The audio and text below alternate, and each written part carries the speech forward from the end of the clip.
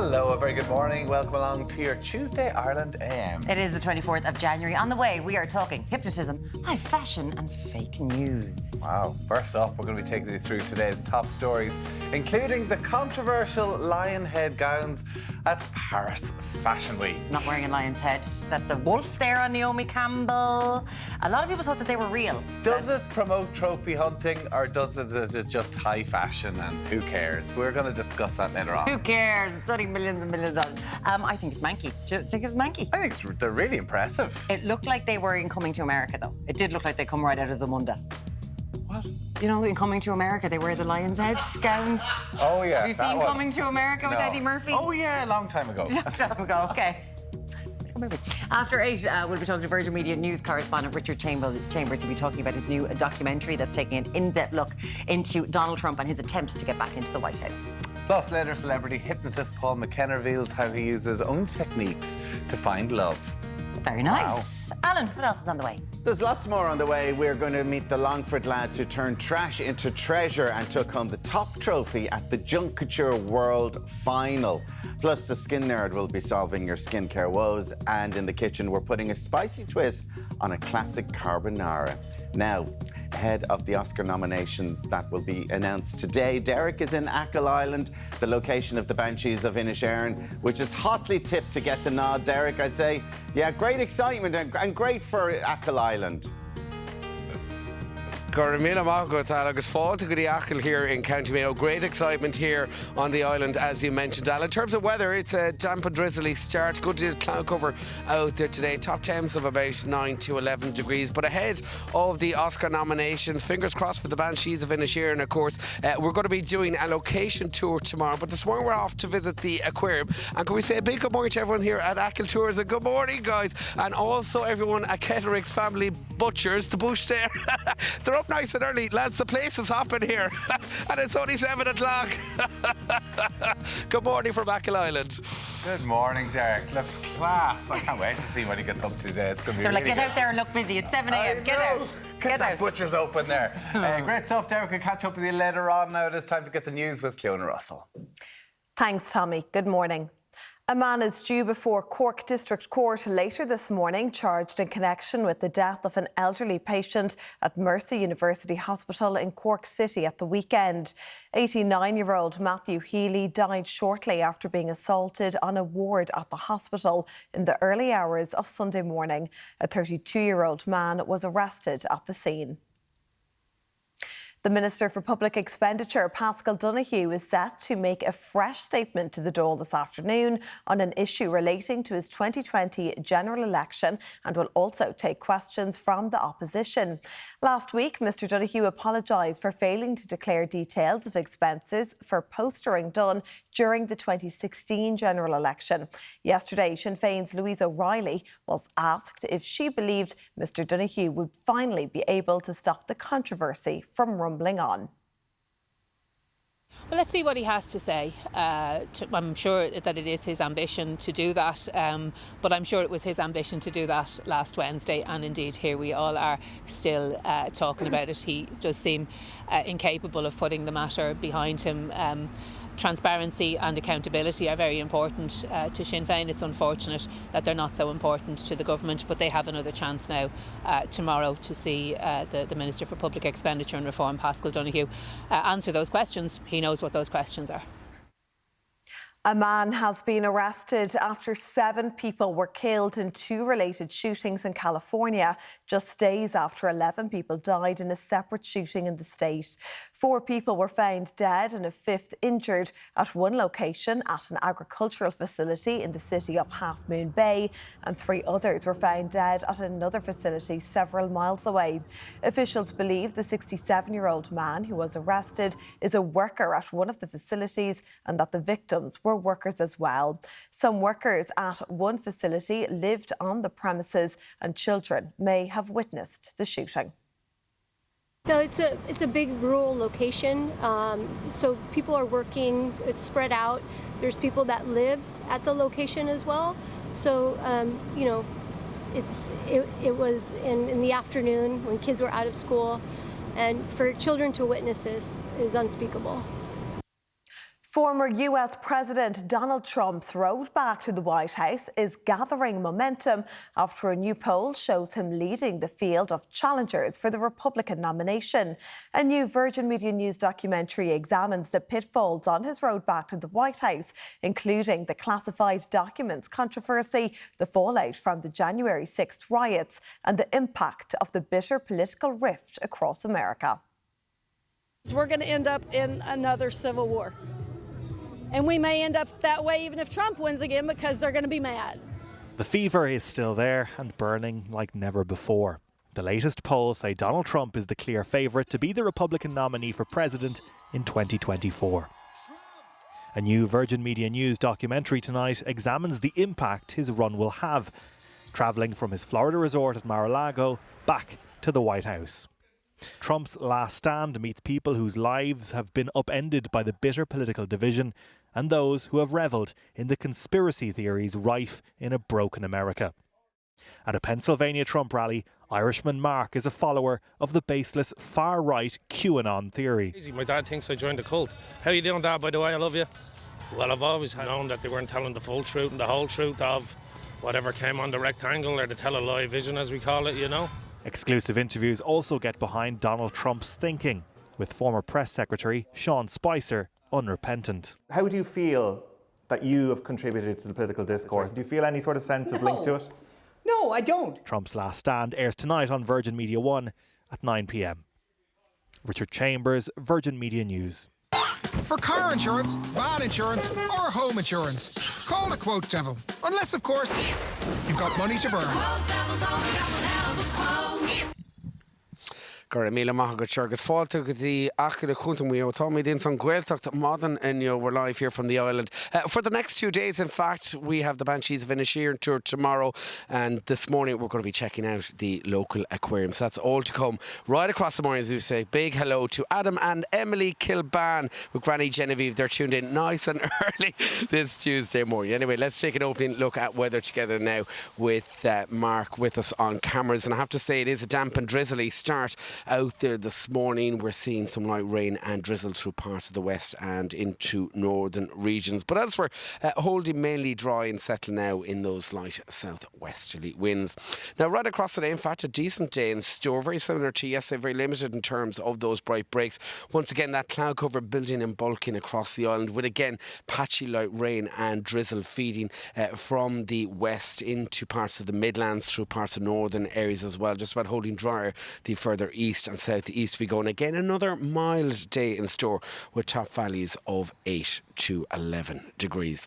Finally then, tonight, another dull, damp and cloudy one in store. That light rain and drizzle hanging around as well. That'll feed its way into tomorrow morning. That southerly airflow in the driving seat as we work our way tonight into your Wednesday, with values back to about 4 to 7 degrees. So that's how we're shaping up here in a damp and drizzly Achill Island at the moment. We'll be back again live at 7:35. For first-time drivers, young drivers, returning drivers, if you've had an open claim or have had too many penalty points. The Quote Devil's always got one hell of a quote. Welcome back. Now, we know that Banshees were also on, just in case, but we know it's on Inishmore as well, because he's just on Achill today. We'll send him out to the other island as well if we can. It's time now to look at the papers. We're going to start with the Irish Times. Its headline: hospital inpatient charges to be scrapped from April. Public hospital adult inpatient charges of €80 a day will be abolished from April of this year, under plans due to be approved by Cabinet today. 360,000 homes undervalued to revenue for local property tax. That's the front page of the Irish Independent. Thousands of homeowners have submitted property tax valuations for their homes that are lower than the estimated value from revenue. The Examiner leads with second review needed of Kerry CAMHS. The HSE has been forced to begin an extensive review of children's mental health files in North Kerry after a random audit found that almost a third of cases examined had potential concerns, including around the use of medication. I lost my Keen in horrific murder is the top story on the Mirror. The grieving mum of Keen Mulready Woods said she lost him to the most horrific murder in Ireland's history. The Sun, the Star and the Herald all lead with that same story and detail the evidence given by Mulready Woods' devastated mother. And finally, the Daily Mail goes with Mandarin's withering review of housing strategy. A key part of the government's housing strategy that aimed to deliver 5,000 apartments is too small and struggling to attract developers, officials have said. Now, on the way, from Vintners, this is a new thing, fears for the rural pub, to PETA praising animal head gowns. We'll take you through the top headlines next. You're only raring to get Anton to talk about Kylie Jenner. Raring, like it, roaring. See you shortly.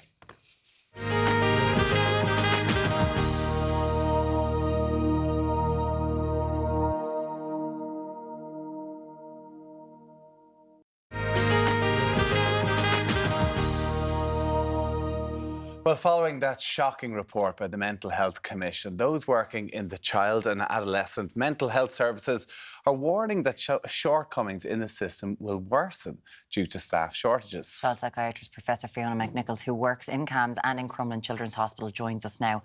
Thank you so much for joining us this morning, because I think for all of you who work within the service, this is, of course, not a surprise what we've heard, but for a lot of us who were looking in, hearing about 140 children getting lost in the system, about the waiting lists, it is incredibly shocking. And to think that these are children.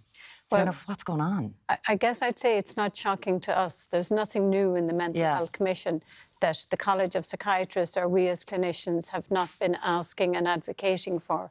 And I suppose what is shocking is that this is the first systematic and detailed review of the mental health services we're providing for children in Ireland. And it does highlight a number of organisational, clinical and resource-related real risks for children. When we put this out yesterday, we talked about it in the news, we asked our viewers to send in their messages about this. I was frightened to hear the frustration and I suppose... the level of issues of that there were. The amount of the people who are getting in touch who've been trying to get into the system.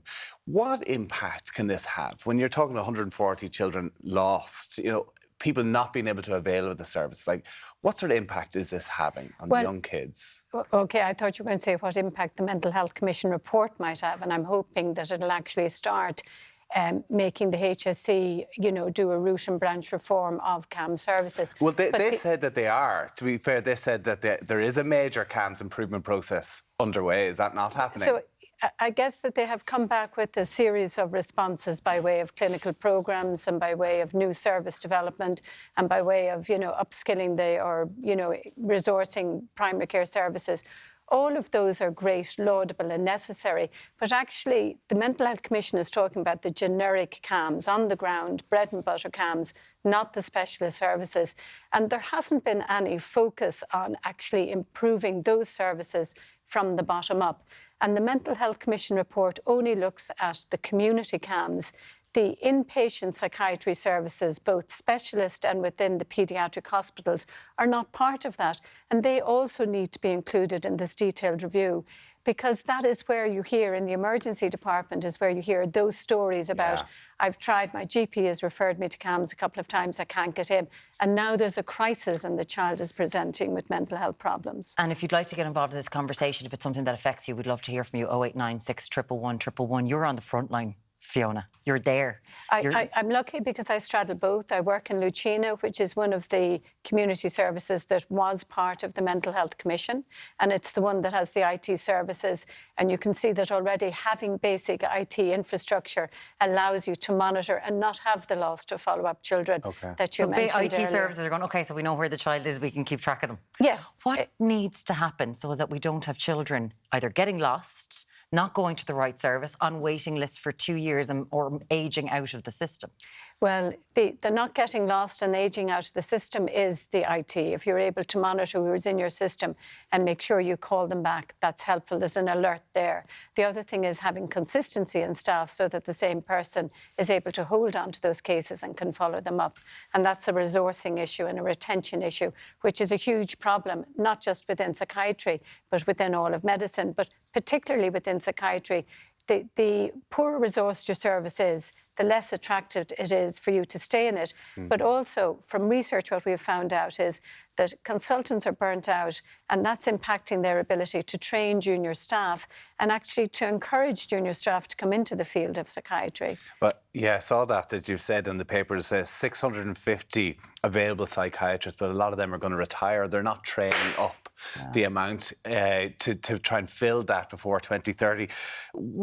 So again, back to the children who are, I suppose, having to deal with this. I mean, there's talk here of monitoring of antipsychotic medication, not monitoring it. Yes. Like, what sort of impact would that have on children whenever? Well, take a medical condition. You know, if you're on blood pressure tablets and they're not being monitored, you may be on too much, too little, or there may be side effects with it.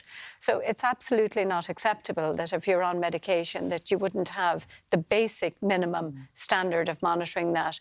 It's understandable, not justifiable. It's understandable how it happens. If you have so many children in your service and you have so many turnover of staff and nobody's keeping a record of who's on medication to begin with.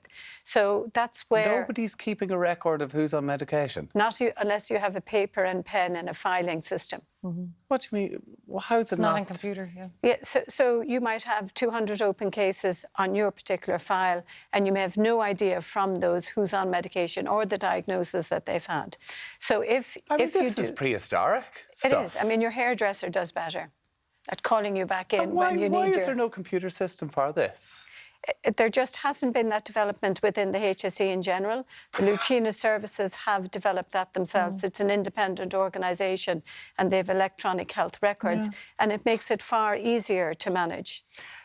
We've heard before the frustration was, say, in the guards because they had to have triple everything on paper and they had nothing on a computer, so they didn't know what was going on. And now, within the HSE, there's no retention of staff. People are leaving. We know it's kind of a geographical lottery is what we're hearing for children around the country as to how good their service will be.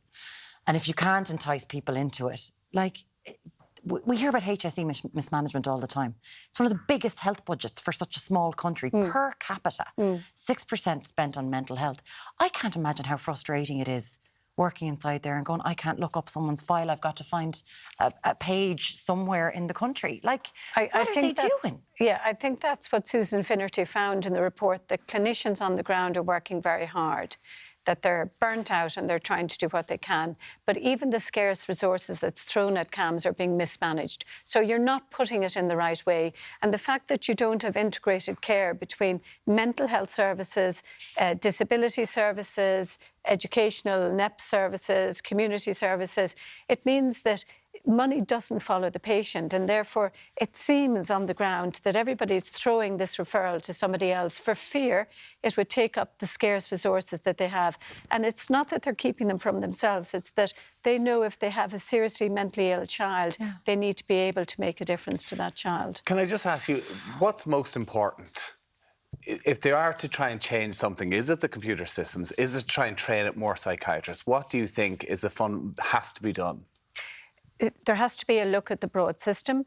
There has to be better management at the top. There has to be a sense of where the money is being spent. Yes. And is there actually good coming from it, evaluating services. There are no outcome measures in child psychiatry treatment in Ireland, and there's no data collected of even how many children we have and where they are, whether they're in beds in Crumlin or whether they're in beds elsewhere. I can't believe that. I can't tell you the amount of people from a medical point of view, consult that have sat there where you are going, where is the money being spent? And this is what's happening all of the time. Thank you so much. And I know that you're doing this work and you just want there to be something happening. And this is all about children at the heart of it. Professor in Child and Adolescent Psychiatry in UCD and consultant at Children's Hospital Ireland, Crumlin. Thank you so much for joining us, Fiona McNicholas. Thank you. Thanks very much. Parents or guardians with queries about children currently attending CAMHS, they can contact their child's team directly or call HSE Live at 1800 700 700. And if you'd like to get in contact with us about what's going on, it's 0896 111 111. Time for a quick break. We'll see you after this.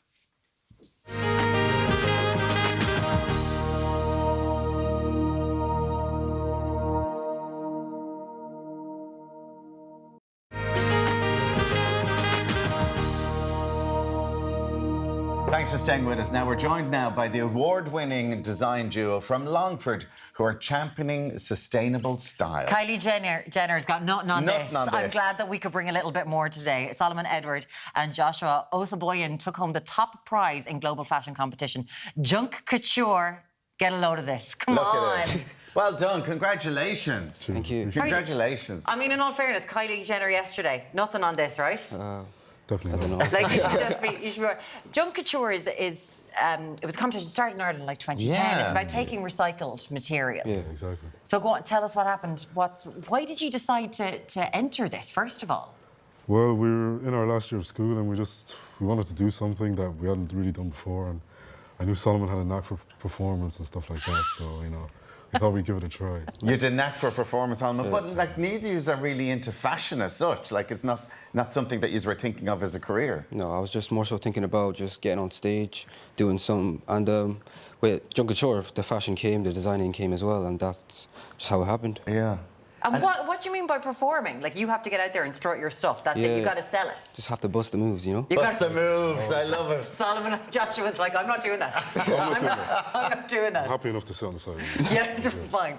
Because your teacher in the school has been involved in the Junk Kouture for a number of years. Oh, yeah. And yeah, she's been doing it for a while. I mean, she has the experience.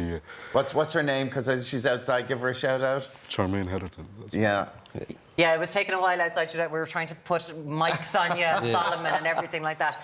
Joshua, tell us about the design, because this is all about the whole idea of the competition, of course, is sustainable fashion. You know, you're the ones who are inheriting the earth. We're the old ones who have ruined everything. So what's this made out of? Well, the whole costume is like, it's black because it's supposed to represent a bleak future that we face if we don't change our current methods. And the headpiece is a laundry basket, spray painted black. The whole thing is black, obviously. Yeah. The piece around his torso is a shower mat, or two shower mats. Shower mat. Nice. Oh, yeah. And I'm only noticing, like, the laundry basket there. Yeah. And the piece across his torso is an aerial, an old TV aerial. On his shoulder, a chip pan with a bunch of... Where's the chip pan? See it under here. Oh, so if you turn around, you literally... So where's the chip pan? Underneath the cable ties. Oh, underneath it. Yeah. What's going on here? You're like a predator. These are window wipers, car wipers, Car wipers. They're window wipers. And what's going on? Because we have to move down, because, Solomon, these shoes... Oh, the shoes. Joshua, what did you do here? Well, basically, it's just a solid black sneaker and a bunch of expansion foam on top of it. So this is quite dystopian. Yeah, definitely. One would think. So what does it represent? Well, it's supposed to... All the elements here are kind of supposed to represent how much water we waste. Okay. And it's supposed to be a futuristic coat of armour, you know, spray painted black, so it represents the bleak future that we would face if we were to keep going in the direction that we're currently going in. It's quite Mad Max. It very much is. Yeah. So you decided that you just wanted to do something together, and that's why you came up with this idea. That's it. And then you obviously had to qualify in Ireland, did you? So did we have our national finalists like we normally do, the big one in the 3 Arena or wherever it was this year? I think it was in Bord Gosh. In Bord Gosh this year, And just got 60 other outfits, came together. There was only 10 finalists from Dublin. Then we went over to Abu Dhabi. And when you were thinking about doing this, who came up with the idea of this? Did you both work on it together? Well, I just wanted to look cool when I'm up there. He's all about busting the moves. It's just all about busting the moves. And, well, Josh, he watches a lot of movies, so we came down to that. So here you are busting your moves. Oh, you were actually going all out. Yeah, that's me. But you were, like, when this was all happening, you were in secondary school in Longford. Yeah, You've since gone on to college. In college, No, Joshua, you're not doing fashion design or anything? No. No, I'm in DCU. I'm doing computing for business. You're doing computer. Oh, you know where then. Well done. Fair play. That's where it is. What are you doing, Solomon? I'm doing sports science. Sports science. And what do you like? Kind of coming back. Alan was asking. So did you get so what loads of did money? you get? You got a trophy. Yeah, and a holiday. Two big trophies and a free holiday. All food paid for. Hopefully, they went to Abu Dhabi. Yeah, you went to Abu Dhabi. Yeah, that's nice. So even if you didn't win, you still got the holiday to Abu Dhabi. We did, yeah. It's still a prize in itself, yeah. Exactly. That was the prize in itself. Yeah. It's really cool, though. Did it make you think, Joshua, you know, it must have kind of really made you think about the future? Well, I mean, now that we went and won it, like, you'd have to think maybe there is a career in design, you know? You never know. You never know. Well, look, you've beaten the rest in the world, so congratulations. It's the first time it was ever held on a world stage, and two guys from Longford take the Solomon, the trophy and the title. As we go out. Go on, bust a move there. Bust a move as we go out. Moonwalk. Joshua and Solomon, thank you both so much for being with us this morning, and thank you so much for doing it. Well done. Congratulations. We'll be back with you very shortly on Ireland AM.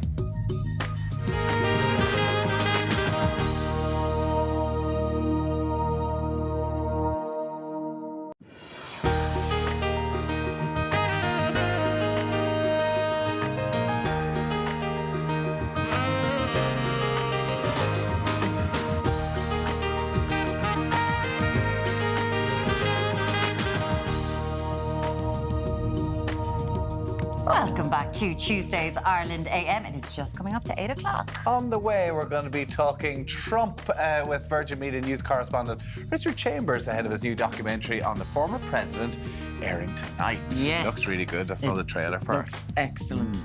Celebrity hypnotherapist and self-help guru Paul McKenna, he's going to be trying to get inside our heads after 9 o'clock. He's it's motivation now, doesn't he do a lot of that stuff? Yeah, I think he's motivation for anxiety. Anxiety is his big thing now. Okay. Plus later, the skin nerd reveals her top products for getting that all-important glow.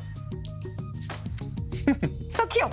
Alan, darling, glow. It's all about the glow. And if you eat good food, you get a glow. Sure, look at me. Like, look at you. You have to wear sunglasses around me. So people say, are you pregnant? You're glowing. You're glowing. What are you doing for us this morning? A twist on carbonara. I know every Italian has just dropped a little espresso cup at home. What do you mean a twist on carbonara? Instead of using pancetta, I'm going to use this beautiful Nduja sausage. Nice, spicy carbonara. So it's an Nduja sausage, and that's what you were calling it, spreadable sausage. Spreadable sausage. Looking forward to that. That's coming up a little later on. Now, Deric, how are you getting on in Achill this morning? Yes, Al, we're live here in Achill, County Mayo, right across the moor. It's a damp and drizzly start out there this morning, but we're actually hopping around the island at the moment. We're over here on the Keel side. We're actually going to pay a visit to the aquarium. Good morning to you guys. Good morning, Fulch and Rubbish Stock. And we're going to be meeting lots of guys like this, actually. This is Buddy the Shark. So lots to come here from the aquarium and all the gang here in another wee while. Back to you in the studio. Oh, look at the red. It's wet there as well. It does, but also if you put that shark on his collar, he'd be Kylie Jenner. There we go. For car insurance, van insurance, or home insurance, call the Quote Devil. Unless, of course, you've got money to burn. Gur míle maithagad deir táimid bionis I chiar ilan achla agus táimid ag dul godí an isgadam. We're off to visit the aquarium. Meg Sean Mueller faz lots of interesting stuff coming your way in the next hour or so do hang with us for that. Anyway, we're slipping past 8 o'clock. We are still under the cover of darkness here on Achill Island, and plenty of drizzly and damp conditions now spreading through parts of the west and into northern areas this morning. Quite limited in terms of those bright spells as well in those light southwesterly breezes. Now, right across today, very limited, if any, January sunshine on the cards out there this Tuesday. That cloud cover hanging on with us for many areas. And again, we're going to see that damp, drizzly, those overcast conditions hanging on with us right across today. But it is holding quite mild, very similar to yesterday, at around 7 to 11, possibly 12 in some spots. Finally then, tonight, those damp and drizzly conditions edging out in a southeasterly direction. In behind it will clear out through the northwest, but again it's going to be another overcast, another damp night in store, carrying through into tomorrow morning with that southerly airflow in the driving seat, with valleys there back to 4 to 8 degrees. So that's how we're shaping up here in a damp and drizzly Achill Island at the moment. We'll be back again live at 8:35. For first-time drivers, young drivers, returning drivers, if you've had an open claim or have had too many penalty points. The Quote Devil's always got one hell of a quote. It's time now to take a look at today's papers. We'll start with the Irish Times. Its headline: hospital inpatient charges to be scrapped from April. Public hospital adult inpatient charges of €80 a day will be abolished from April of this year under plans due to be approved by Cabinet today. 360,000 homes undervalued in revenue for local property tax. That's the front page of the Irish Independent. Thousands of homeowners have submitted property tax valuations for their homes that are lower than the estimated value from revenue. That's surprising. Surprise, surprise. Yeah. The Examiner leads with second review needed of Kerry. CAMHS, the HSE, has been forced to begin an extensive review of children's mental health files in North Kerry after a random audit found that almost a third of cases examined had potential concerns, including around the use of medication. I lost my Keen in horrific murder is a top story on the Mirror. The grieving mother of Keen Mulready Woods said she lost him to the most horrific murder in Ireland's history. The Sun, the Star and the Herald all lead with that same story and detail the evidence given by Mulready Woods' devastated mother. And finally, the Daily Mail goes with Mandarin's withering review of housing strategy. A key part of the government's housing strategy that aimed to deliver 5,000 apartments is too small and struggling to attract developers, officials have said. Now, talk about CAMHS. Yes. I mean, after that report yesterday, I just couldn't get over that they don't have a computer system to log the patients and children that they've seen, so that if they're in Dublin and they have to go and visit somebody else in Kerry or vice versa, they can't see the reports unless it's all on paper. It's incredible. And listening to some of it on radio yesterday, and then like even notes being illegible. Like people, when consultants leave, others being handed over and can't read what is there. Yeah. Like, it's just incredible. Yeah. Jennifer, our daughter, left and as an inpatient in CAMHS unit when she was 18. She has an eating disorder and there's no support services for the illness in our area in Mayo. She's now 22 and at home with no hope, lying in bed. Because, of course, once you finish 18, you're out of the system. You're out of the system. But then the waiting lists for adult services. Like, that's a whole other thing. My daughter attends CAMHS in Dundalk for ADHD. The nurses there are lovely, but it took me 5 years to get her diagnosed initially. I found CAMHS in Dundalk very helpful. They run parents groups, which give an awful lot of helpful information. So it's just fantastic when you hear a story where someone has actually gotten the help that they need, but that 5-year wait, I'm sure you're sitting there frustrated and it's detrimental to people's health. We did hear that yesterday, that if you're in the system in certain parts of the country, it works really well and they're getting great support and getting great help. But it just happens to be, but look, 5 years to get into the system. We'll hear from Fiona saying that the people who are on the front line, they're doing their best. But they're all burnt out and they don't have enough, and there's going to be a lot retiring over the next couple of years and they don't have the numbers to backfill it. So it's not going to get any better. But again, questions where is the money being spent? Again, another service asking that. Parents or guardians with queries about children currently attending CAMHS, they can contact their child's team directly if you can get through, or HSE Live. And the number there is free phone 1800 700 700. Yeah, coming up after the break, we're going to be hearing all about Richard Chambers' travel in Trump country. We'll see you very shortly.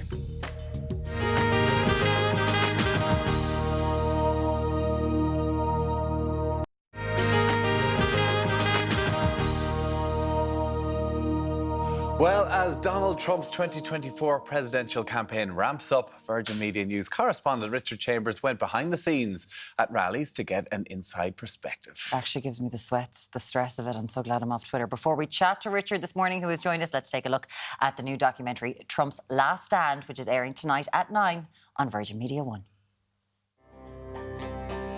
We are going to take back our White House. We're going to take it back. If he decides to run, he's going to run, damn it. And no one's going to stop him. How do you feel that you have contributed to the political discourse? Do you feel any sort of sense of link to it? No, I don't. He was sent by God. There's a lot going on behind the scenes, and we've been like this since we were kids. Crazy always has more energy than sanity.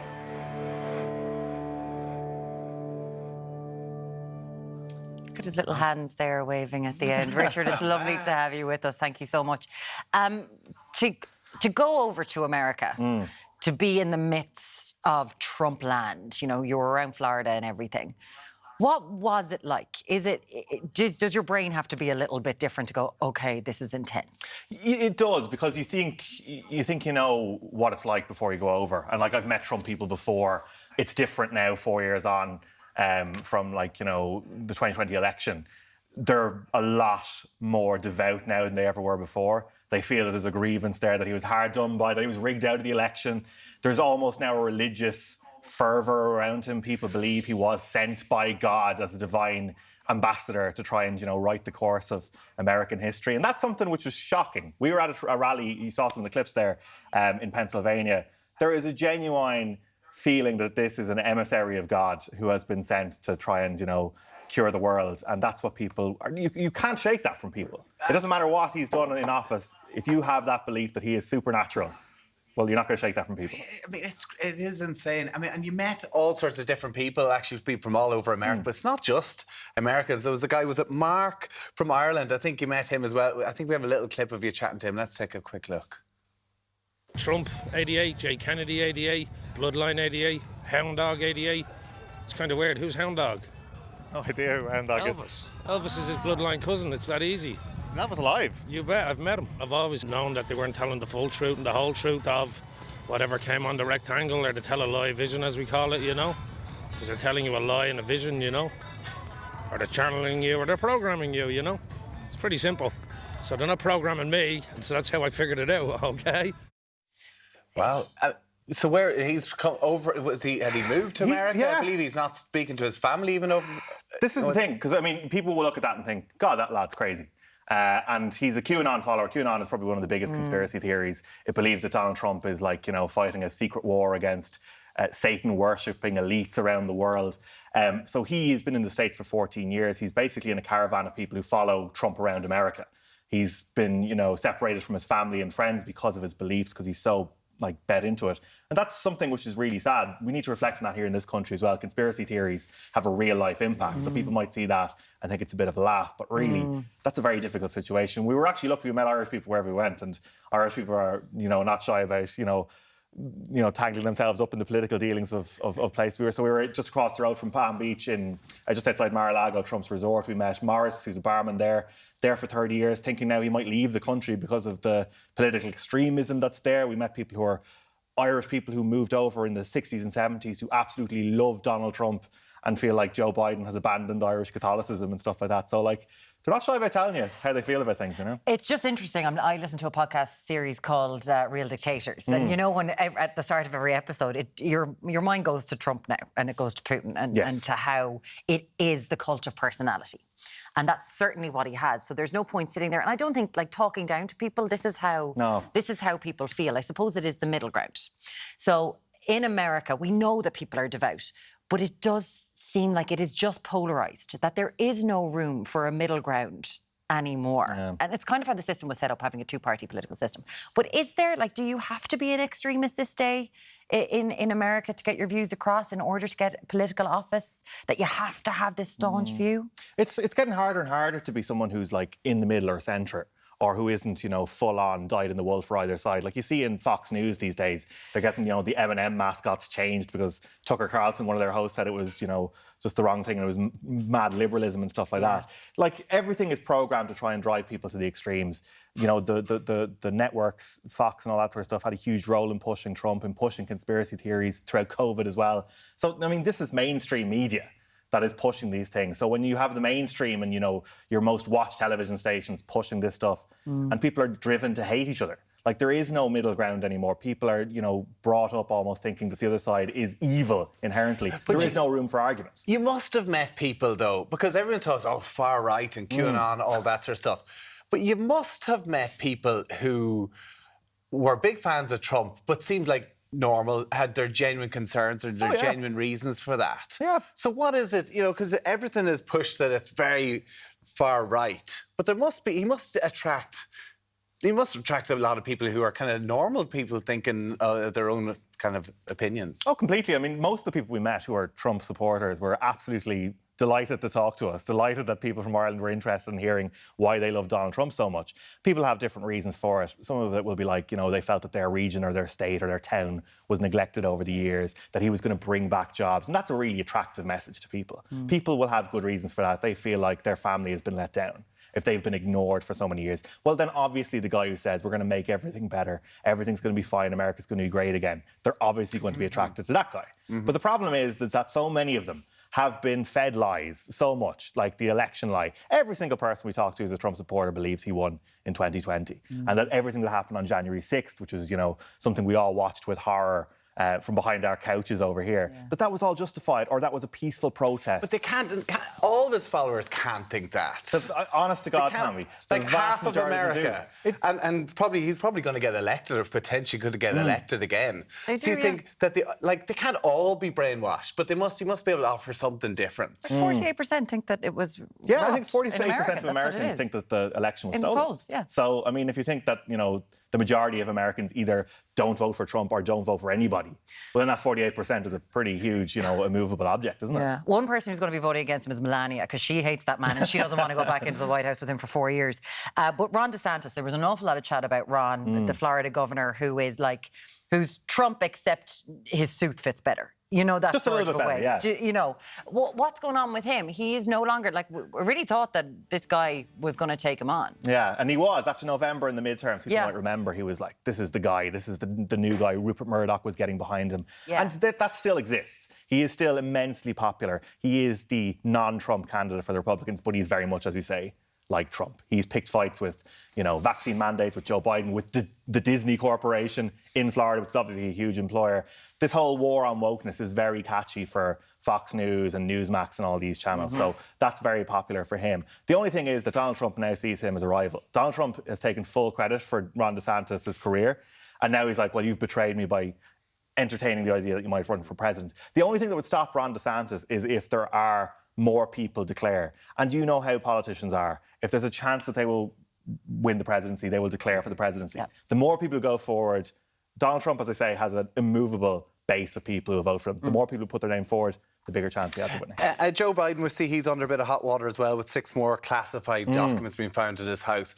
Is he the best hope for the Democrats? Do you see him being their front runner? It's hard to know. I mean, if you're going to watch the moral high ground crumble underneath your feet about classified documents, I mean, it's not good. Whatever way you look at it, I mean, it is a very different situation from taking documents and hiding them, as opposed to carelessly leaving them behind in your garage or whatever he did. It is a different situation, but at the same time, they are classified documents. So it appears like every politician should be going through their house going, oh, lads, what did I bring home accidentally from the office? Yeah, you just watch the Democrats and you're like, how often can they screw it up? I know. You can do whatever you want as Donald Trump and nothing will knock you off your base. Joe Biden looked really good coming out of the midterm elections. People, I think the best way of describing it is, as much as people love Donald Trump and as much as people might be annoyed by how things have gone under Joe Biden, people fear Donald Trump more than they are annoyed by or do not like Joe Biden. It's so that's weird probably to think the that best he's the best that they can offer. Now, what age is Joe Biden at this stage? He's gone 80, yeah. 80, yeah. And he gets such criticism all over the world as well. I mean, Donald. A couple of years younger, yeah. Yeah, 78, I think, isn't it? So yeah. Did it make you go, Hope for the future, Did it make you go, you know what? It's not so bad in Ireland sometimes. We're not doing too bad. Yeah, listen, but I think it's actually, and this is something which I reflect on in the documentary as well, is that so much of what we see over there, it's very easy for us to look over there and be like, Jesus, it's mad over there. We couldn't have it like that over here. Yes. I think what we've seen over the last couple of years is that things which happen in America, whether they be conspiracy theories or the hatred which can be whipped up by people like Trump, that can very easily set in here too. So that's worth considering when you watch that. Absolutely. He's 70. He's 76. There you go. Trump's last stand, it airs tonight at 9 on Virgin Media 1. Richard boiled in Florida for this documentary. So thank you so much, Richard. Swampy it was, yeah. It was swampy. Swampy, to say the least. Still to come, we're going to be trying some sausage carbonara. Plus, the Skin Nerd shares her top glow tips for products or something along those lines. See you after the break. I thought you were going to go glow again, like your thing.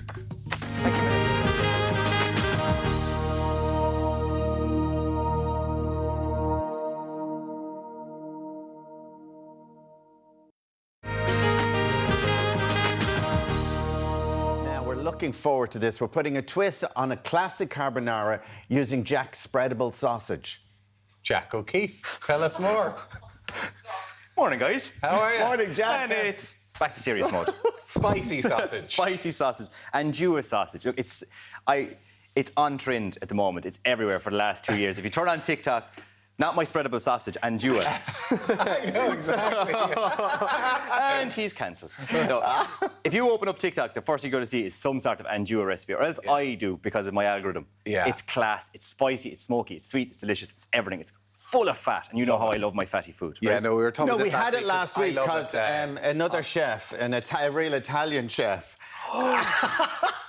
Sure, What would he know about cooking pasta? Exactly. How would he know how to cook carbonara? But I love it on the likes of pizza and like Nduja sausage. Sure, I even stuffed the turkey recipe at Christmas for you with Nduja sausage. You did, that's I'm obsessed with it. Okay. Right? So this is my twist. This is this is an actual go-to recipe for me on like a Wednesday evening. You come home after you're drenched from training or whatever, and you're cold and you're miserable.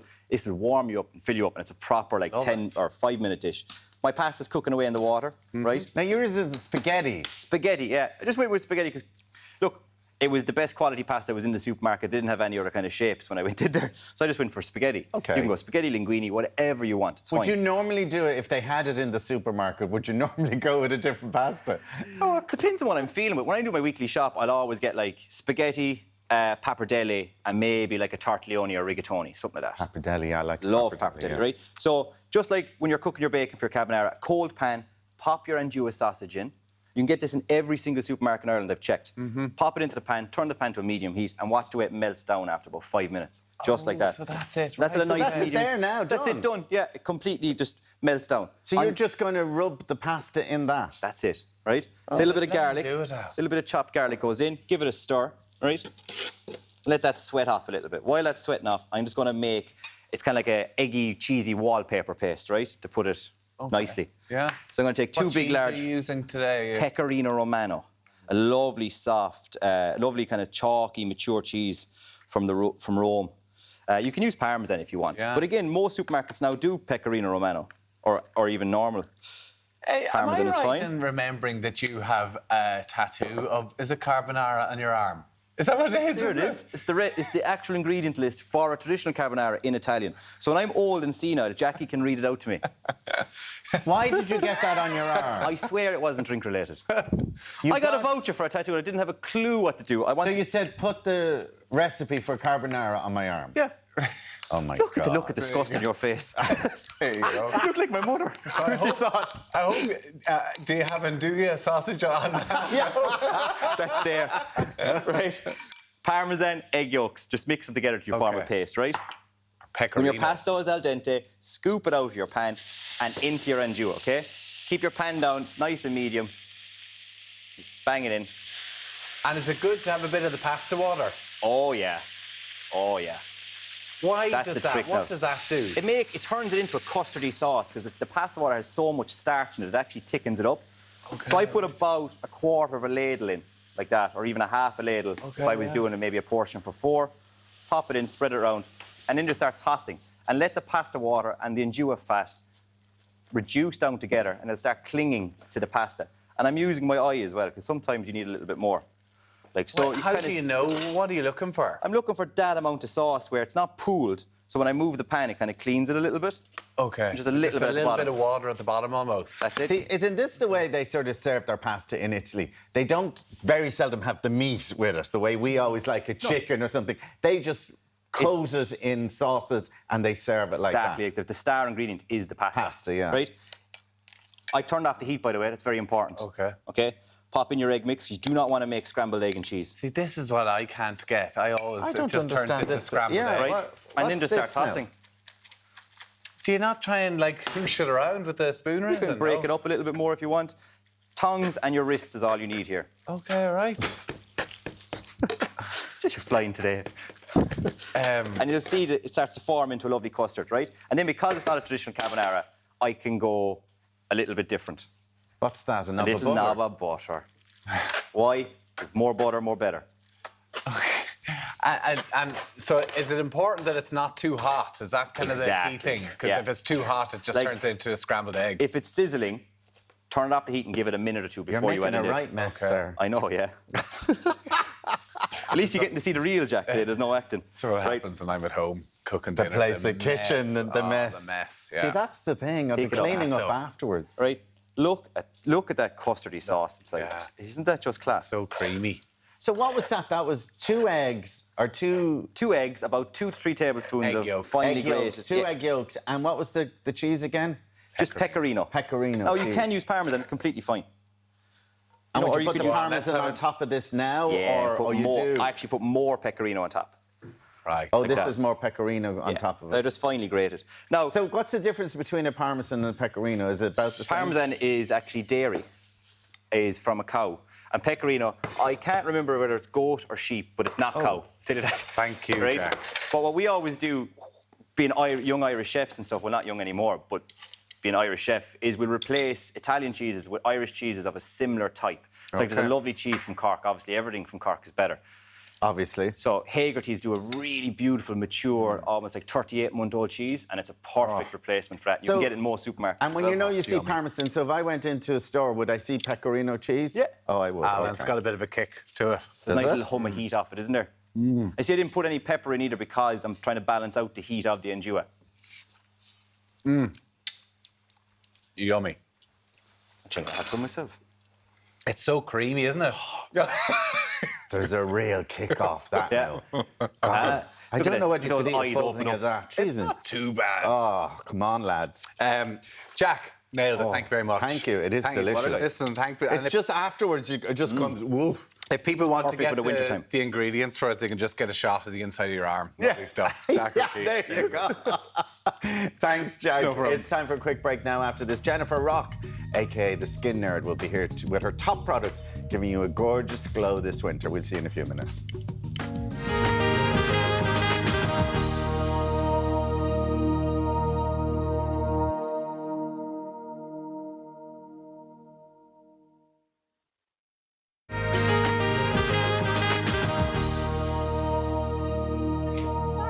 Hello, it's time to start looking at our skincare routine. Yes, Jennifer Rock, a.k.a. the Skin Nerd, is here with some products to help you get that healthy glow. Good morning to you, Jennifer.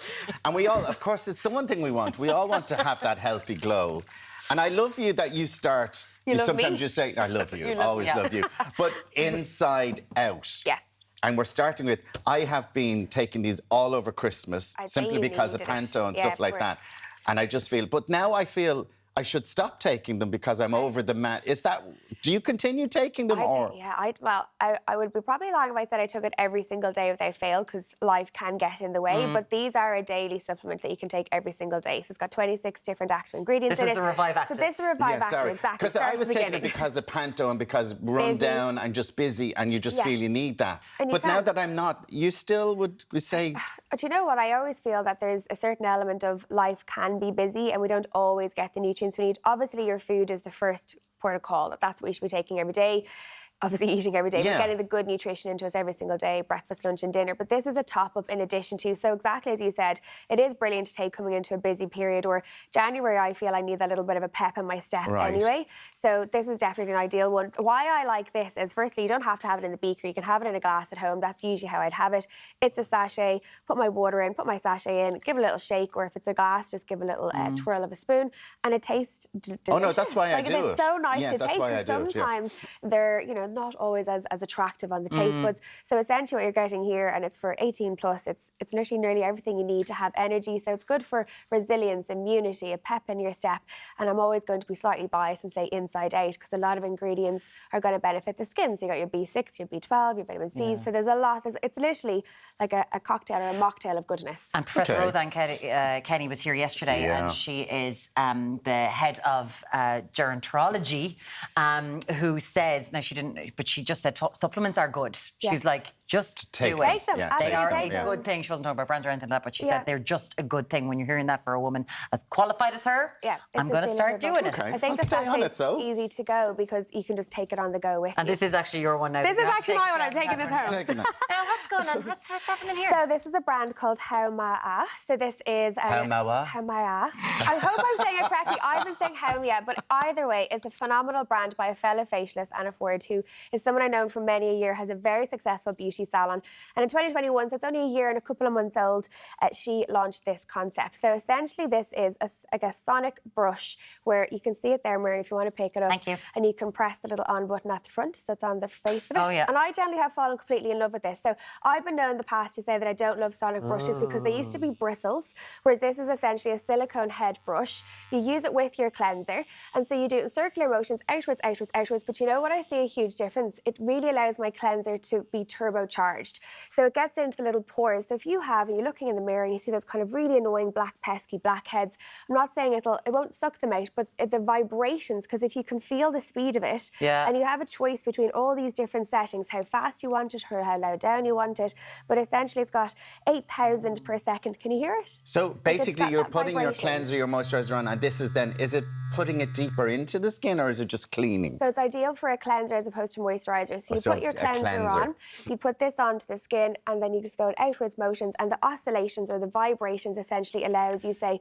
the product to penetrate in better. So you get a deeper, more thorough cleanse, but without irritating the skin. And this is what I was starting to say. My reluctance with these concepts previous to this brand was that they kind of irritated the skin. Yeah, because I had that Sonic, remember a few years ago, a decade ago, that Sonic brush, it was everywhere and everyone was selling it. And I found it was just too harsh. They can be really aggressive, whereas this isn't. It's extremely respectful, allows your cleanser to be a lot more thorough. It's like you're having a facial at home. It's rechargeable, so you don't need batteries. You just plug it in and away you go. So she's other concepts, which I'm sure will feature over coming weeks and months, but definitely a brand that I'd be 100% behind. It's allowing your own cleansers to be more active, and you're supporting Irish. OK, let's talk. OK. Always a retinol. Oh, well, yes. The last time I was on, we spoke about vitamin A a little bit. So I want to put 2 pieces of vitamin A in here. So the first one I have up is Skin Theory. Now, a lot of us might be familiar with therapy clinics. So they're a nationwide laser and skincare clinic. They're 20 years in existence. But essentially, they've been 7 years in development of their own skincare range, which is called Skin Theory. So it's based on science and it's based on data. And what I love about it is that it did truly take them, and I can testify this, I know this behind the scenes, it took them 7 years to come to this point of what they have. And it's because they listened to their therapist. They didn't just create something and it was out on the shelves. They stopped, they retrialed, they went back. So it's been a journey for them to get to here, but their products truly do stand the test of time, and they're really starting to get results for people. They have a lot of stats. So what is this? So this is retinol. Now, if we were to talk about retinol for a moment, essentially retinol is a form of vitamin A. It's topical, meaning you put it on as you do here with the serum. This is actually a beautiful texture, like it really glides onto the skin. But retinaldehyde is essentially, there's lots of different forms of vitamin A, but it feels beautiful. So, but that's not why you should love it. Why should you love it? Well, retinaldehyde is a really potent form of vitamin A. The closer you get to the acid form of vitamin A, essentially when you're applying it to the skin, the more active it is. This is something you can really only use 2 or 3 times. And it's not, they really they've thought of everything. So 2 to 3 times a week is essentially all that you'd use this right up around the eye. Who is vitamin A for? Well, vitamin A is essentially for somebody, or retinol or retinaldehyde, is essentially for someone that has lines, wrinkles, pores. So you want to decrease the line or wrinkle, you want to decrease the size of the pore. Does you want it to do help that? Because I use retinol all the time, and Look at you. I love my skin. Not a line on your face. Give me that Botox. But it's like I like it. I like how it feels. I do think that it's resurfacing my skin a little bit. The resurfacing is a really key piece. So a lot of the time you'll look at people's skin and it's not the lines and wrinkles as such, it's more the fact that the skin can be uneven in texture. It can almost look kind of bumpy to the surface, and you just want to get that kind of clarity. An awful lot of the time why females particularly might wear foundations because they want to even that out, while actually helping your redness and pigment. Vitamin A, retinaldehyde in particular, so potent that it's one of the key ingredients that no matter who you are, doctor, dermatologist, nurse, facialist, everyone agrees, it's unanimous that you have to wear a sunscreen if you're doing this, do you? Good question. You should. Yeah, you should wear an SPF always when you're aciding. So using anything with an acid in it and anything with vitamin A does warrant an SPF. Yeah, and retinol at night time. Nighttime, exactly, And only 3 times a week. 3 times a week is all you need, but it's extremely gentle, which is interesting. So it's effective, it's really potent, but it's really ideal for sensitive skin. Okay, so we have Dermalogica. So this stands the test of time. Absolutely, this is our dynamic skin retinol serum. So same premise. We know who vitamin A is for, your lines, wrinkles, open pores, etc. Jane Werwind, an absolute guru and a god in the skincare sector. This is a product that you can use every single night. So it's what they call a granactive retinol. So it's a complex. So rather than just being pure retinol, it's a blend. So it means that it's not that it still is effective, but it's a little bit more gentle on the skin. This has an ingredient called squalene in it. Can you feel it? Yes. It has like a beautiful slip to it. So you can use this around the eye, all over, every night. So it just depends on what your goal is. So you could, if you're kind of conscious, I don't know if I'll remember Monday, Wednesday, Friday, for example, and go straight in with this. And as you said, Alan, SPF is key. Pores, texture, lines, wrinkles, big You're staying with us, and then when we come back, we'll talk about what else you have. We're going to look like Ekin-Su. We're going to look like Ekin-Su dancing on ice. Now, born in 2010 then, is that the way it goes? Jennifer is staying with us, so if you want to send us your skincare questions, she will be here. We're going to answer them as many as we can. 0896 111 111. We will get through as many as we can during the show. So yes, we certainly will. And also coming up after 9, hypnotherapist Paul McKenna joins us for a chat. We'll see you after this.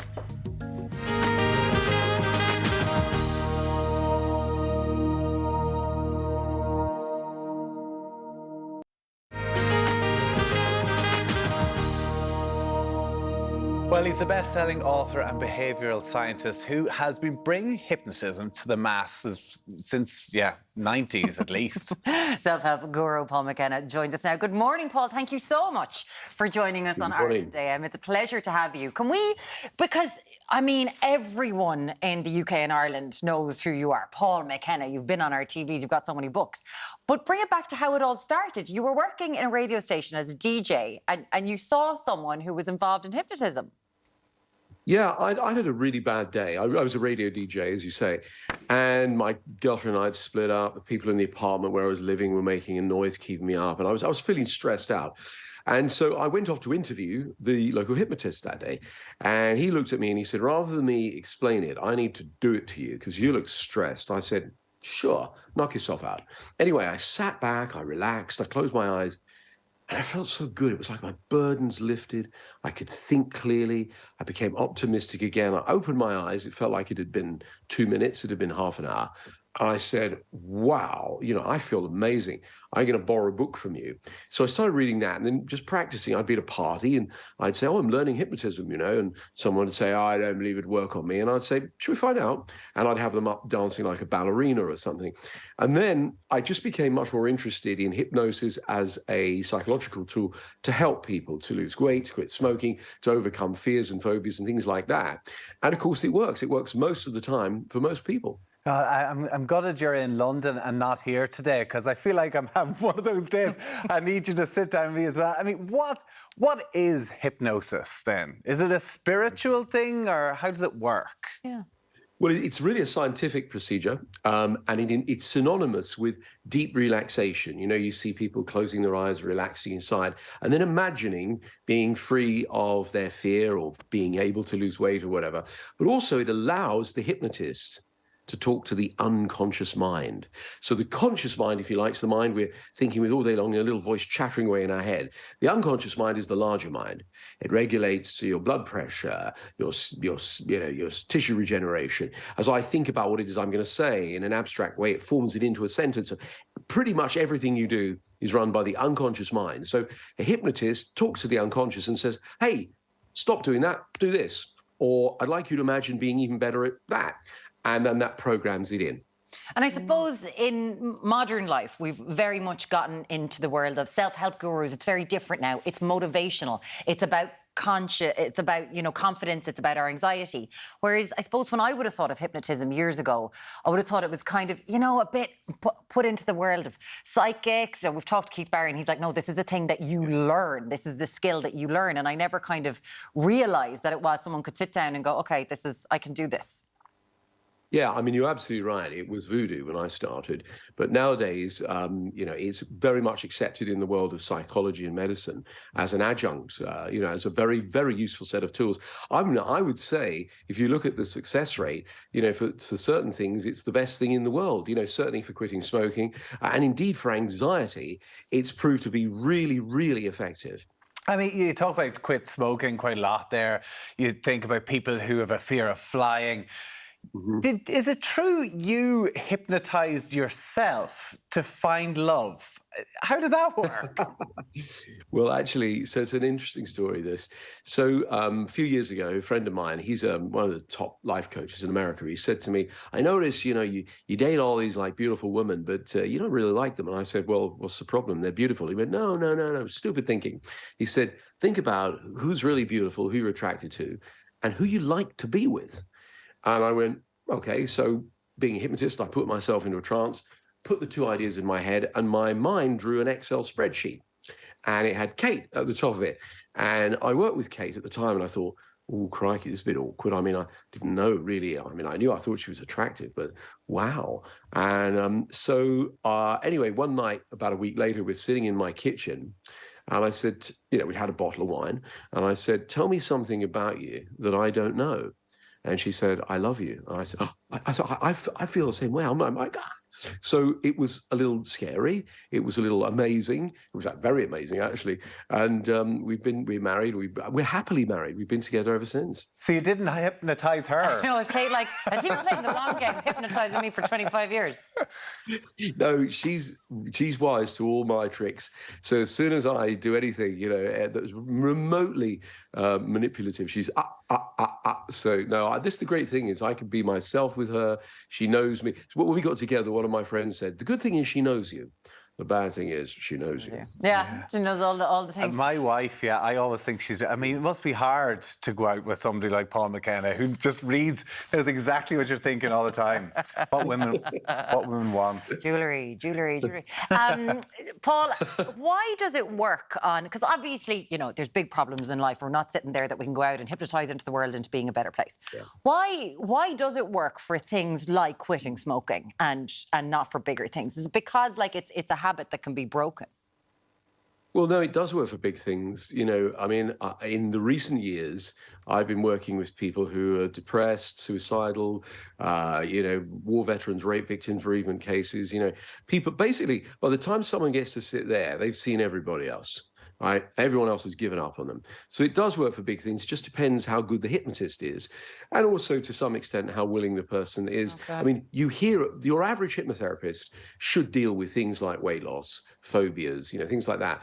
But it is also used in all sorts of cases for things that we would classify as really big problems, like eating disorders, depression, etc. All right. Your new book, it's about freedom from anxiety. And in reading about this, you have kind of battled your own demons as well. I know you've spoken about how your father passed away a couple of times and you felt that you went into a bit of a depression as well. And it's changed almost your outlook and how you deal with some of your clients.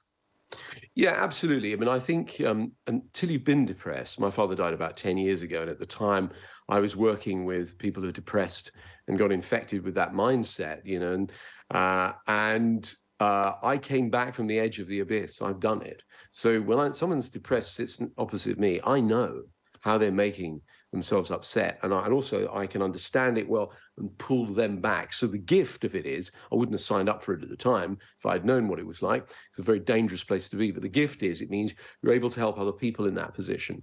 And so this new book is, it's basically a little bit about my journey, but it's very quick, easy to read. It's all the latest psychological techniques to turn off the fear and turn on the peace, to feel resilient, feel confident, to stop that anxiety where you wear yourself out because you're worrying about everything going wrong all the time. And it comes with 18 audio techniques that you download onto your smartphone. And what happens is, when you're feeling stressed, you hit a button, I pop out and I calm you down. Or I get you to think about things in a way that makes you more resourceful. So my mother actually phoned me up the other day and she said, this is the best book yet, son. So that for me is all I need to hear, to know that this is going to help a lot of people. Get that on the book. Get that on the cover. Slap it on the cover. That's what you need. My mom's approval. That's it. Because your show has changed a huge amount from when we all remember you on the TV, and it was that showbiz entertainment show. You're going to be in Dublin on the 7th and 8th of when is this? March. I know the first date is sold out. So what is a Paul McKenna show now? Yeah, so you're absolutely right. It's no longer really a comedy show. It's like a 90-minute coaching session. It's not a lecture. I walk out and, and I set the thing up. And for example, I'll say, who here has a fear of public speaking? Who hates it? Lots of hands go up. I go, come on, somebody join me. Nervously, they come on the stage. And then what I do is I do a few techniques, and in minutes, they've transformed and they're totally confident. And then what I do is I say to the entire audience, hey, would you like to feel that good too? Do you want me to help you? And so suddenly what happens is people in the audience all try these techniques. And they go, wow, I feel brilliant. I basically am doing mass hypnosis on the audience to feel good, to overcome problems and challenges, to be able to become more resilient, to turn off fear and anxiety, turn on peace and calm. And by the way, most people leave feeling really quite optimistic and high from it. But also, I believe if you give someone a fish, they eat for a day. If you teach someone to fish, they eat for life. So what I do is I give people techniques that they can use basically for the rest of their life. Whenever they're feeling anxious and they need some confidence to walk out and give a presentation, or they're on a date or something like that, or they just want to feel good in themselves for no particular reason. Well, do you know what? I'm not a big fan of fish. But so let's not have the fish. Let's teach me how to catch them. Havening, you've got a trick for anxiety that you're going to try on us. What a seg. Yeah. This is a brand new technique from the world of psychosensory techniques. There's ones where you tap on various parts of your body. Try this for a moment. Put one hand on your shoulder here. one hand on your shoulder here. And just do this, right? When you touch the side of your arms here, the various parts of the body, but this is a really good one. It feels comforting, doesn't it? And that's because you're hardwired. You were held as a baby. Your mother held you in her arms, and she did this. And you now create a massive amount of delta waves when you do this. Delta waves are synonymous with deep relaxation. So here's the thing. If it's safe and appropriate to do so, close your eyes and make yourself feel anxious. Make yourself feel scared or worried. That's it. But keep stroking the side of your arms. That's it. Get as scared as you can, as anxious as you can, and then clear your mind. And imagine you're walking on a beach. And with each footstep that you take in the sand, I'm going to count out loud now from 1 to 20. 1, 2, 3, 4, 5, 6, 7, 8, 9, 10, 11, 12, 13, 14, 15, 16, 17, 18, 19, 20. Now put your arms out in front of you with your palms facing up like this. And I want you to put any stress, anxiety, fear and worry in one of your hands. Put all of it there. All the anxiety, all the stress, all the fear, the worry in one of your hands. That's it. And then in the other hand, put peace, calm, comfort. Peace, calm, comfort. And then move your attention above your head. So it's up here above your head, that's right. And experience the anxiety and the peace down there at the same time. The worry and the calm. The fear and the comfort. Anxiety, peace. Worry, calm, stress, comfort. And then open your eyes, come on back out. You should be feeling kind of relaxed by now. And that took, what, 90 seconds? We sure are. And you know what, Paul? Feels a bit dippy. Listen, Paul McKenna, thank you for that. Perfect time to get into the news. It's the voice, listen, the calm. Your new book, Freedom from Anxiety, it is out at the moment, and you're going to be in the Dublin Pavilion on the 7th and 8th of March. It's a pleasure to talk to you this morning. Thanks so much for that. Thank you so much, Paul. Looking forward to trying out that book. It's the voice. You need that. For car insurance, van insurance, or home insurance, call the Quote Devil. Unless, of course, you've got money to burn.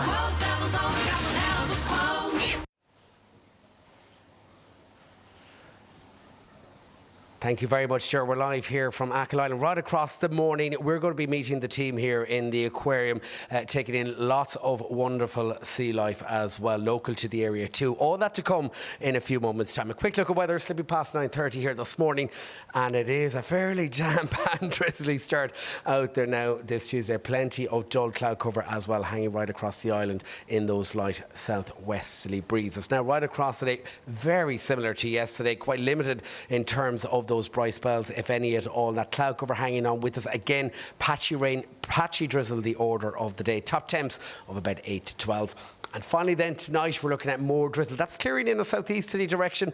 Better conditions following in behind it through the northwest, and another pretty mild night in store with values at 4 to 9 degrees. So that's how we're shaping up here in Achill at the moment. Come back to us live in a few minutes' time. For first-time drivers, young drivers, returning drivers, if you've had an open claim or have had too many penalty points. The Quote Devil's always got one hell of a quote.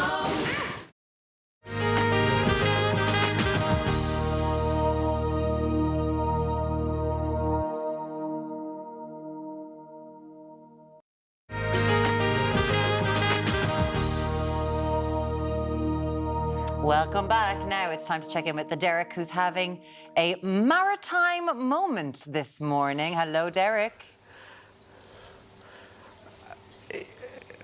Yeah, Yes. Good morning to you, We're learning so much here down at the aquarium in Achill Island. Elaine joins us now. Elaine, good morning to you. Good morning, Deric. How are you? Elaine, you're up and running since 2016. We are, yes, yeah. So we've established here the aquarium and the visitor centre since 2016, and it's going from strength to strength all the time. Absolutely flying it. Now tell us what you've got here in the aquarium itself, because it's fascinating. Yeah, so we have, in total, we've got 16 tanks in the aquarium. So we started off with 5 tanks, so we're growing all the time. We're mostly native fish char waters, and some tropical tanks as well, about 5 tropical tanks as well from all over the world. Now let's talk about the native species, the Irish species that are just home, just outside the door in the Atlantic. Just outside the door down there in Kiel and all around our oceans here, we've got plenty of different species, about 50 species altogether in the aquarium. So from mullet to flatfish to lobsters to crayfish, we have baby sharks there, from the cat sharks as well. We have urchins, starfish, everything, you name it, we have it here. Now the biggest attraction, I think, and from what I've seen here this morning, is the baby sharks themselves. Yes. Beautiful creatures, aren't they? They're so cute, and we have especially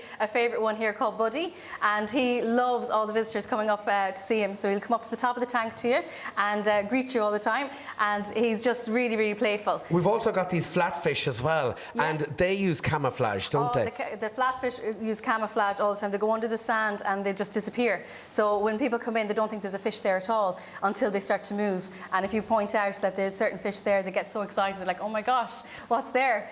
Now, let's talk about the conservation project as well, because you do help to release wildlife back into the ocean as well, don't you? We do. So our cat sharks, they lay eggs in the aquarium here. So our baby sharks, they have they get released here in the aquarium. So we have, will I move over to the tank? Yeah, we'll just have a look there at the tanks. So here we've got some mermaid purses here. These are the baby shark eggs. So the cat sharks lay these eggs and they take 9 to 11 months to develop inside, and then they eventually release.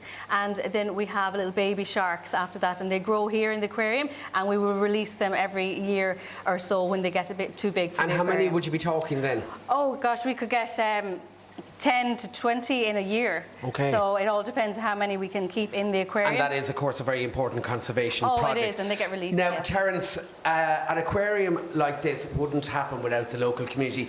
Huge involvement here from the people of Achill Island. 100%. Firstly, this is a community-owned project. Correspondent, the Achill Local Development Company, set up the Achill Experience Aquarium and Visitor Centre in 2016. It has gone from strength to strength. We could not have brought it to where it is today if we did not get the support of different government departments, but our community, and in particular our fishermen. The fishermen, and I was going to say, because the fishermen supply you with some of the fish here as well, don't they? 100%, not alone from Achill, from around the county, from Galway and from Sligo. We have received fish from everybody. And we also work very closely with the aquarium in Galway and with the aquarium in Dingle. But you also work with the fishermen as well in terms of conservation. 100%, yeah. The local fishermen here in every way that they can help us. As late as last Friday, we received a substantial amount of small baby fish from one of the local fishermen. Okay, so they're a big part of the aquarium, but also a huge part of the local community here in Achill as well. 100%. I mean, the fishermen from day one, when we went talking about this project in 2015, they came in and offered us whatever support that they could give us by supplying fish, by helping us in every possible way. All right, Terence. And what I love in the other room as well, we had shots earlier on, Elaine, those beautiful lobsters. Oh, the lobsters are amazing. They're rare lobsters. So Rusty's our orange lobster, and we also have Charlie, our white lobster. So that will be an albino lobster. Well, he's not exactly albino, okay, but he is very, very white. He's taken on a tinge of blue now, but when he came into us, he was pure white. And you also have a visitor experience as well. We Not do. only the aquarium, but people can learn about the island We here. have all about the history of Achill. So we've got a replica bowley house, like the deserted village houses, so the famine village years ago. See how it was laid out, and people can see all the artefacts they would use for their farming. And we also have documentaries as well on the basque and shark fishing back in the day, and also the prophecy that happened with the last trains coming into Achill. And now with the Banshees of Inisherin, and hopefully an Oscar nod later on this afternoon. Yeah, You're going to be thronged with people, aren't you? I know, hopefully. Yeah. Hopefully they'll all come to see the sites where it was filmed. It would be fantastic. All right. Well, thank you so much for joining us here this morning, both to Elaine and Terence. AchillExperience.ie/aquarium, is that right? That's correct. That's where you can find them and visit them. If you're in this neck of the woods, do come down and say hi. But for now, back to you guys in studio. Thank you so much, Deric. Hopefully he'll be finding a wee little donkey tomorrow when he's going around the island to celebrate the Banshees of Inisherin. We have got your questions coming up with the Skinners. So many have been sent in, so we're going to answer as many as we can with the lovely Jennifer Rock. We'll be back with you very shortly on Ireland AM.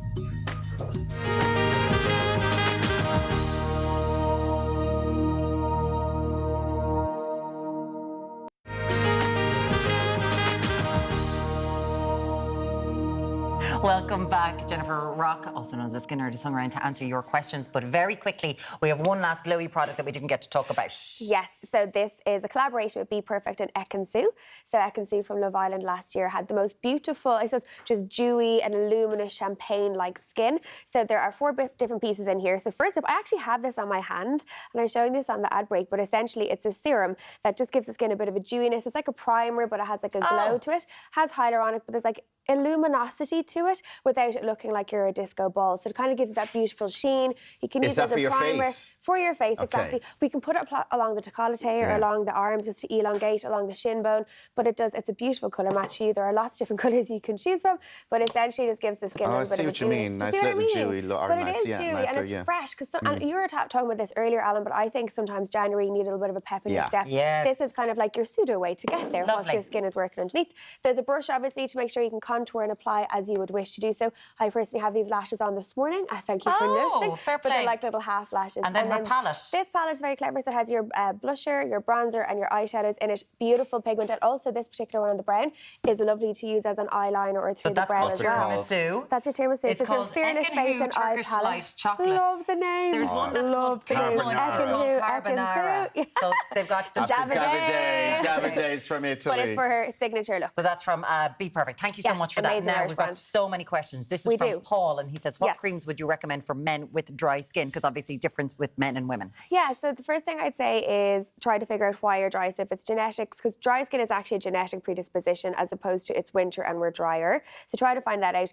I'm always going to say inside out. I wish I had this miraculous perfect. And I will talk about oils too, because you can do outside in too. But trying to up the ante on the essential fatty acids does make a difference. So essentially, your omegas. That will really help to hydrate the skin from within. Brands like Aya or Advanced Nutrition Program, Salgar, there's lots of really affordable ones that you can take on a daily basis, and they all have the data Can I ask you, Jennifer, do you know where you see all the men's ranges now? Yeah. Do you think should men only go with the men's ranges? Are they done specifically for men, or are we going? If we use we use the women's ranges. I'm a politician. What are you doing? No, if we use the women's ranges, are they just as good, or are they certainly? Oh no, use the men's because they're specifically formulated for men. It is a great question. I think for me, because we have a resident cosmetic chemist that works with us, I'm constantly asking Gabriella her opinion on it from a data and science perspective.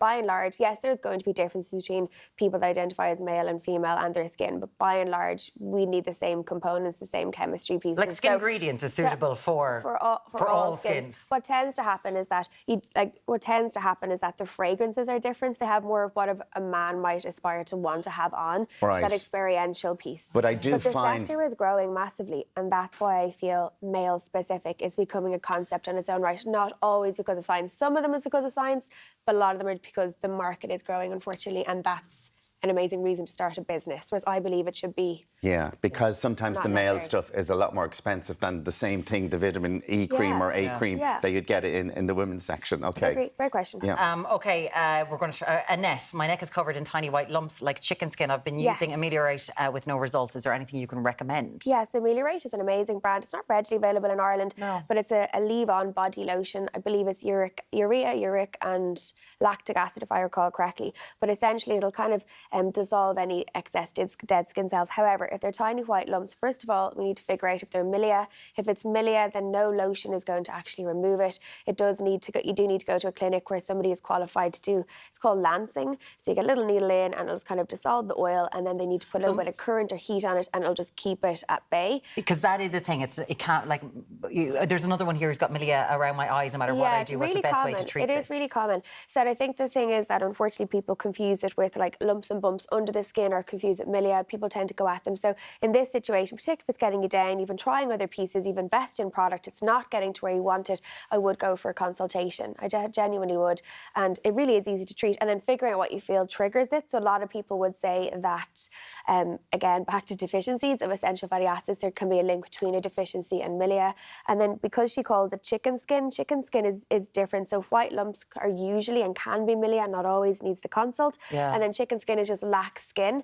So treatments like oil therapy or microneedling or radio frequency are probably the best way to go. There's no real product that I would sit here and say, use this and it will it can't. It's the muscle that we have to get But at. I did have skin those is different to white muscle. spots all around here. Now, you got rid of them obviously because I went for a consult. But when I popped them, they came out. Do you know what I mean? Because you're using the product that will loosen it, where they think this might not be. So this needs a bit of resistance. Now, Brian is in his late 30s and he's never had a skincare routine. Yep. And he's asking what should he use. But like for anybody who's watching in this morning who've never had a proper skincare routine, where do they start? What are the 3 main products that we should buy? Great question. And I think, do you know what's interesting? Maybe it's people in my life, but we were out on Saturday socialising and someone said to me eventually, I don't want to tell you what I use.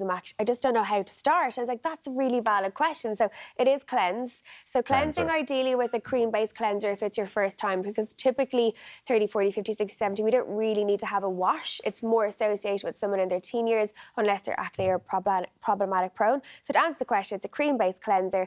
I'm always going to say vitamin A-based serum. Amidite, we had 2 products on earlier, 2 phenomenal brands, but there's so many different options out there. And then an SPF. They're my absolute Okay, so a must-do cleanser, every day. a vitamin A. I'm always going to say vitamin A. And then a sun SPF. factor, like factor 50 and would factor 30 be okay? Yeah, so they say because of where we live in the Northern Hemisphere, 30 is sufficient this time of the year. Coming into the more heated rays, the UVB, May, June, July, August. Okay, so there we go. And It's cleaning quite your face affordable. with a cloth. Yes, so use a flannel or a fleece cloth or something that will truly and thoroughly remove it. You can find Jennifer Rock on Instagram at The Skin Nerd. Of course, thank you for all of your help today. That is so good. Tommy, over to you. Thanks very much. Coming up tomorrow, we hope the Irish eyes are smiling when the Oscar nominations are announced later on today. Tomorrow, though, Deric visits the set of The Banshees of Inisherin, plus all the latest from the other islands, the Love Island Winter Villa, new season style, motoring news, and lots more. We'll see you tomorrow from 7. Have a great day. Bye-bye.